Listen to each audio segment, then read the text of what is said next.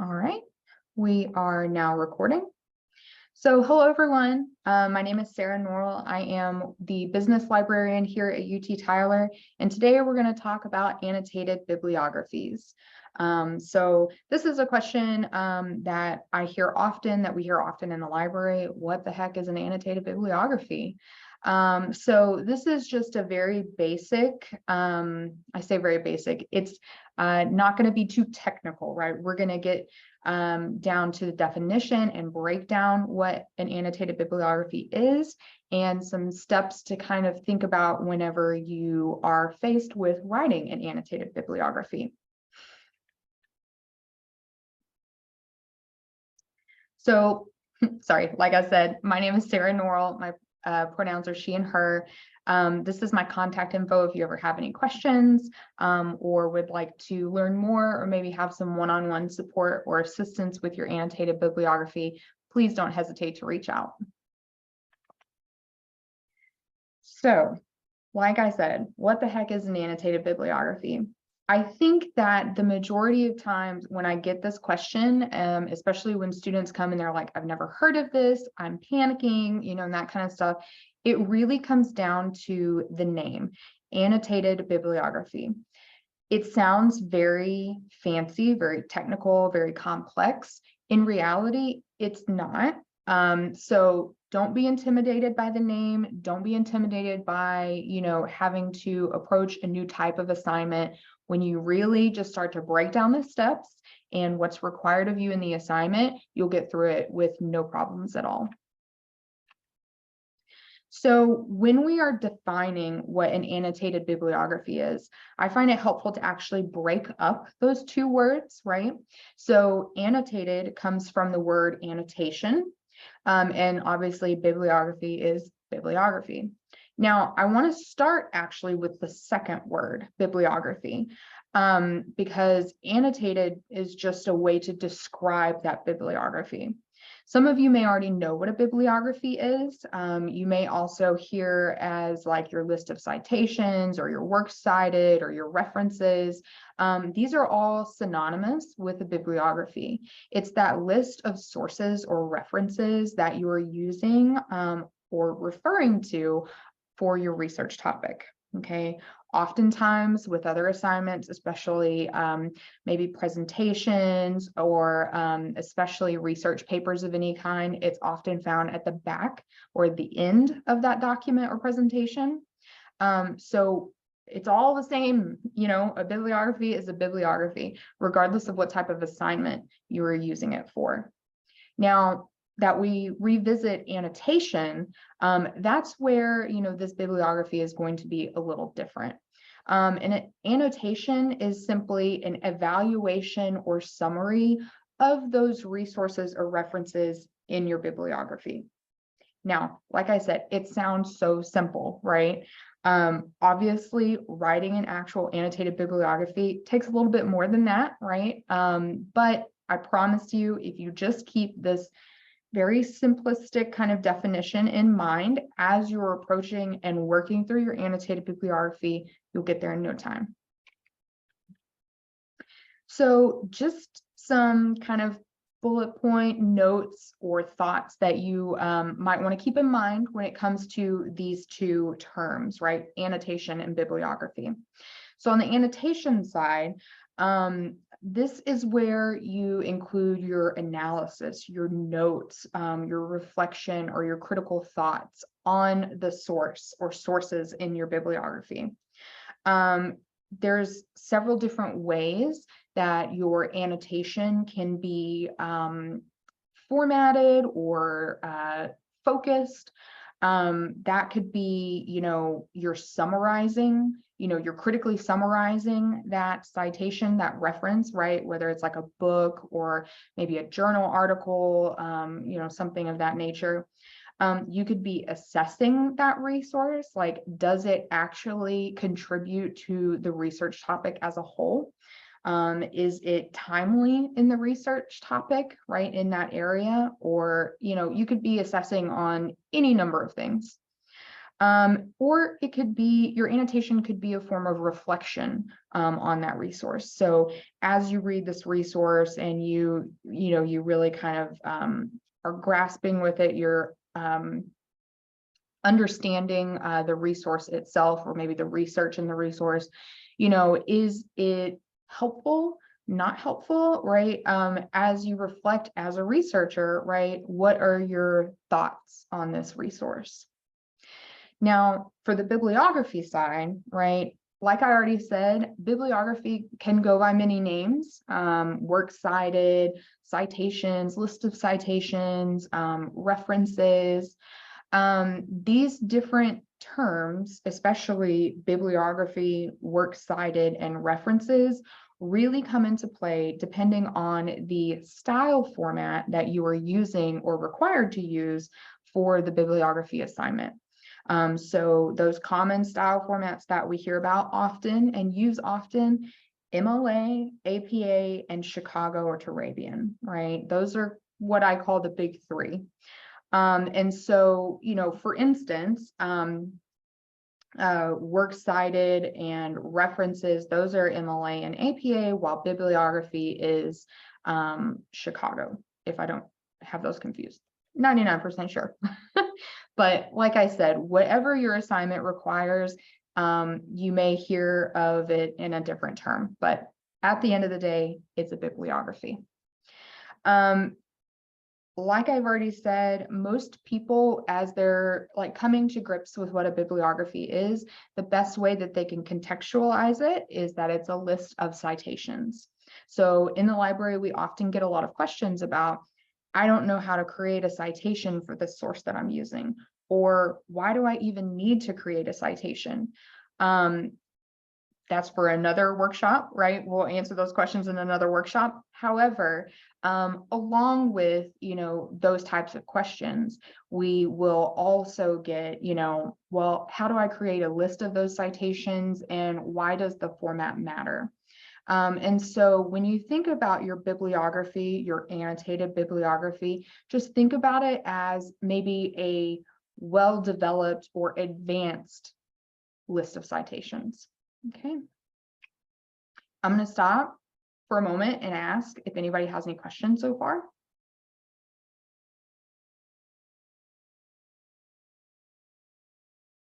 All right.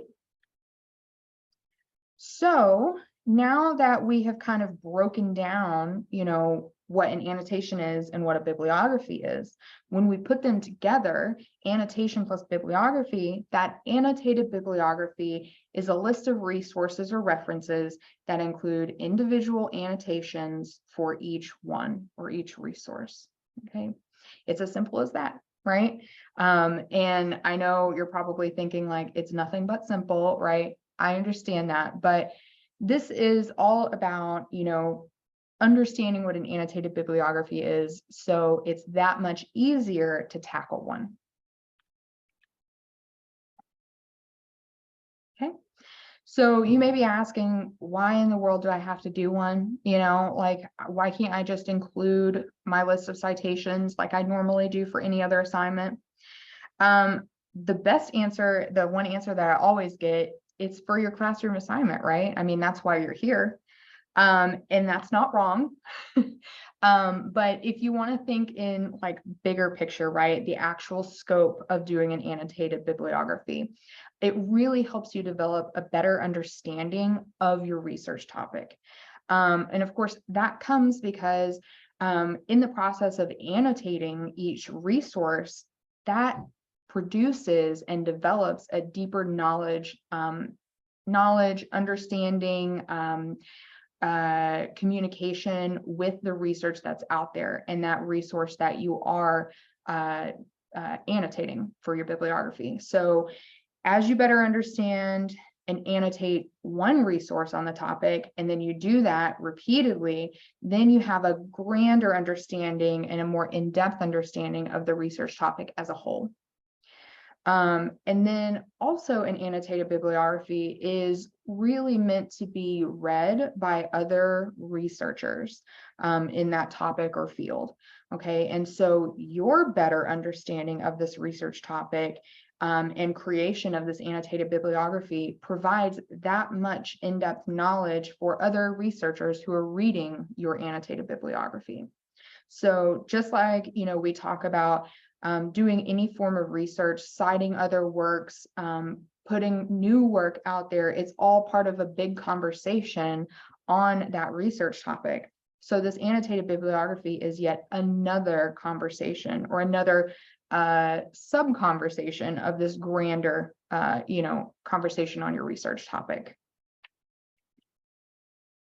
So let's think about like the format and the organization of an annotated bibliography, because it's, all fine and good to talk about what it is and why it's useful, but how do you actually do it, So in your list of citations, your bibliography, right, it consists of two parts. You have your bibliographic entry, and then immediately following with your annotation. And then it's just kind of like that over and over and over of all of of all the resources in your list. So oftentimes people hear the word bibliographic and your eyes just kind of glaze over. It's a fancy word. I understand that, no problem. It's the citation part, right? It's where you actually have to create that citation that follows the style format that you are using. So what I normally tell people is, what style format is the professor requiring, or does the assignment require, or what's been recommended to you? So again, that's going to be those publication details, right? The authors, the title, the publishers, the year or date it was published, the link possibly to access that resource. And again, if you want any help creating those citations, those bibliographic entries, please don't hesitate to reach out to the library for help with that. And then the second part that comes right after that bibliographic entry is your annotation for that citation or for that resource that you've cited. And so again, this is your analysis. This is your critical thinking and, summarizing or focus, or, however you are developing your annotations, this is where you shine. Like I said, it should directly follow the citation. It shouldn't be, all bibliographic entries on one page, all annotations on the next. That's not how it works. And it's in paragraph format. So just like you would start writing a paragraph in a paper, right? It's essentially the same thing. But an annotation is it's not the same length as a research paper, right? It should be maybe 1 to 3 paragraphs.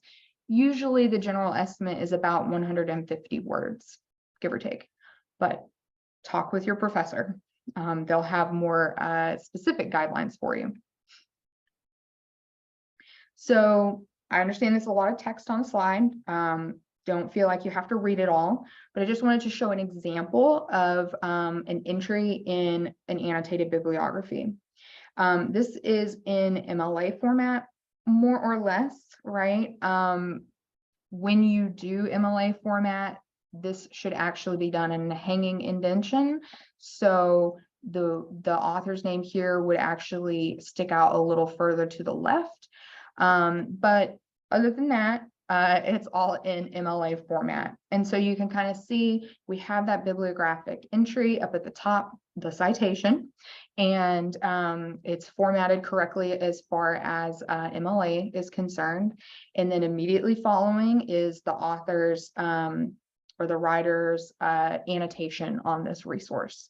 Okay, it is in paragraph form. It comes immediately after, and there you have it.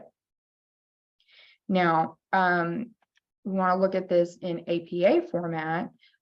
It's very, very similar. In fact, really the main thing that changes is the style or the formatting of that bibliographic entry, right?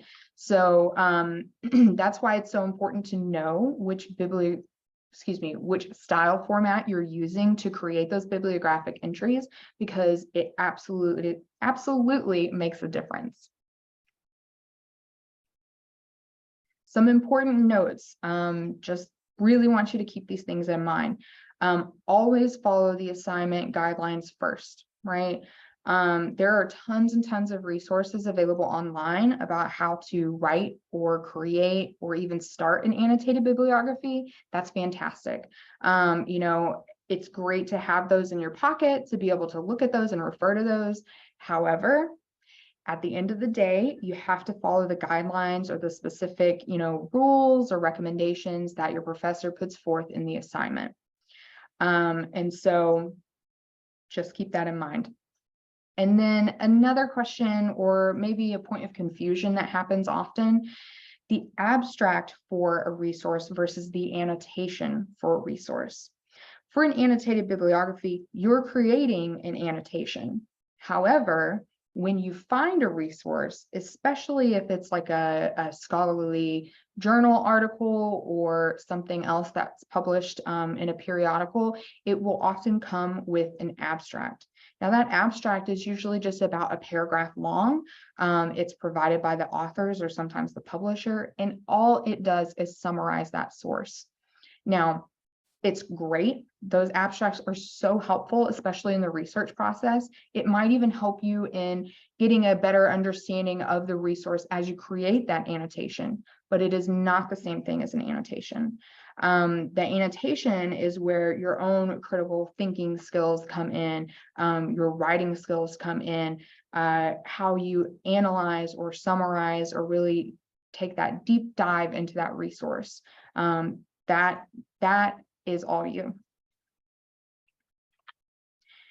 So, like I mentioned, there are tons of different resources online that are readily available to you.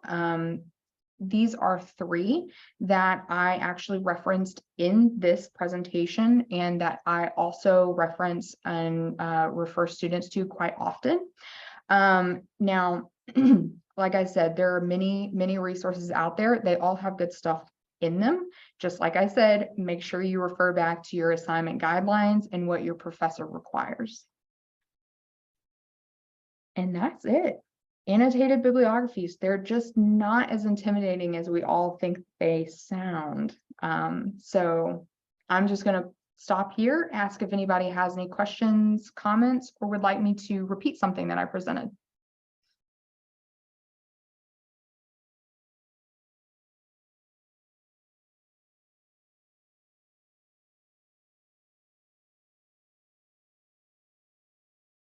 All right, so I am not really hearing any questions pop up, like nobody is saying any questions. I didn't see any come in through the chat. I like to try and pause to make sure everybody has time to type if they're doing that. But at this point, I am going to stop recording and I'm going to stop sharing my screen.